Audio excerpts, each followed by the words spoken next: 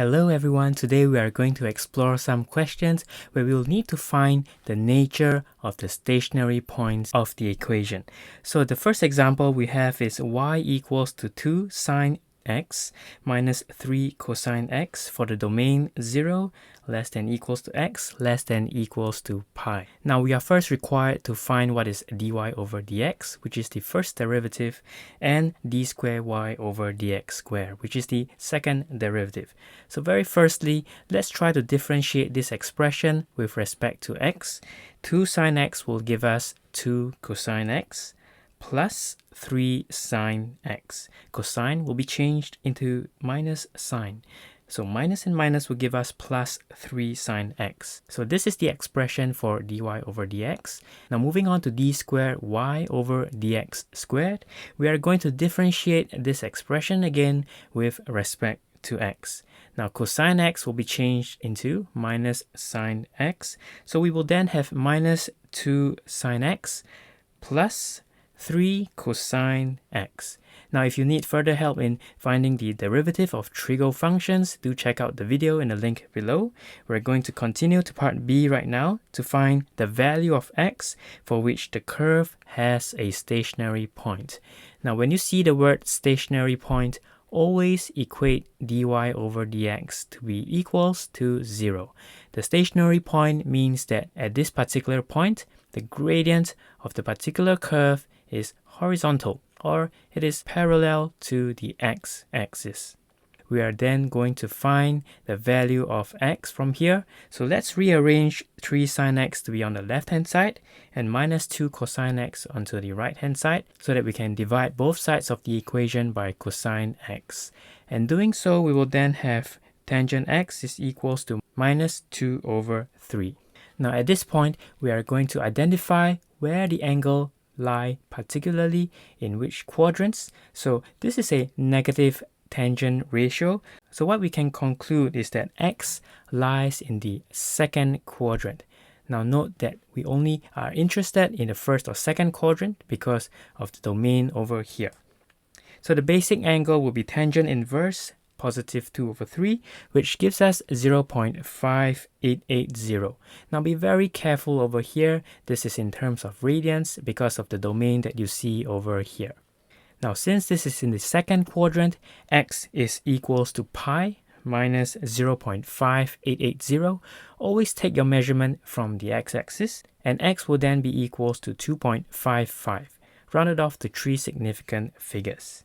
Now we are then required to find the nature of this stationary point. Now in part B, where we have found the value of x is equals to 2.55, it means that at this particular x coordinate, the stationary point happens. So when x is equals to 2.55, we are going to substitute it into d squared y over dx squared. This is the second derivative test. If d squared y over dx squared is less than 0, when we substitute 2.55, it gives us a maximum point. But if d squared y over dx squared is more than 0, it gives us a minimum point.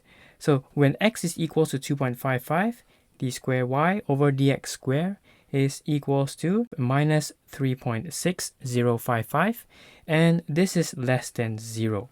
Therefore, we can conclude that the stationary point at x equals to 2.55 is a maximum point. Now to solidify your understanding, I have another example over here where the equation of the curve is now y equals to x squared over x plus 2.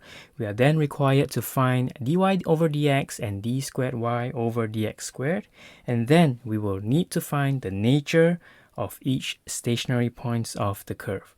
So very firstly, let's try to differentiate this expression with respect to x.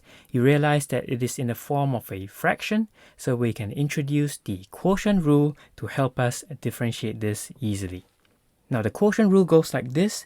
Keep the denominator, which is x plus 2, and differentiate the numerator with respect to x, which is 2x. So let's place it over here. Quotient rule, it is always a minus, so put a minus over here. Keep the numerator, which is x squared, and differentiate the denominator with respect to x, which gives us a value of 1. And in the quotient rule, always square the denominator, which will give us x plus 2 squared. Now by simplifying further, we will then have this expression over here, and our final answer for dy dx is x squared plus 4x over x plus 2 squared. To find d squared y over dx squared, again, differentiate this expression again with respect to x using the quotient rule. Now this will get a little bit more complicated because the expression now is longer, as you can see over here. By factorizing x plus 2, we will have x plus 2, 2x plus 4 minus 2x squared plus 4x, and it will be over x plus 2 power 4. Now simplifying further, we will then have this expression, and we will have 8x plus 2, x plus 2, 4, and be very careful over here. The final answer will then be 8 over x plus 2 cubed. Now let's determine the nature of each stationary points of the curve. Now remember, when you see the word stationary, always try to equate dy dx to be equals to 0 because the gradient is horizontal. Therefore, dy dx over here is equals to 0, meaning to say x plus 4x over x plus 2 squared is equals to 0. Now we are going to solve for the value of x, which gives us x equals to 0 or x equals to minus 4.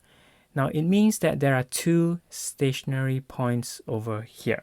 When x is equals to 0, y is equals to 0, and d squared y over dx squared will then be equals to 8 over 2 cubed, and it is equals to 1.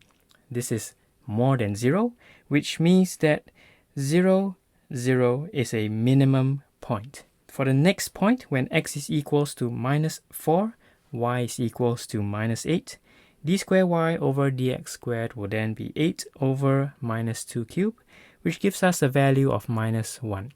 Now this is less than 0, therefore the point minus 4 minus 8 is a maximum point. Now I do hope you have learned something from this video. If you have any questions or comments, do leave them down in the comments box below, and thank you so much for watching.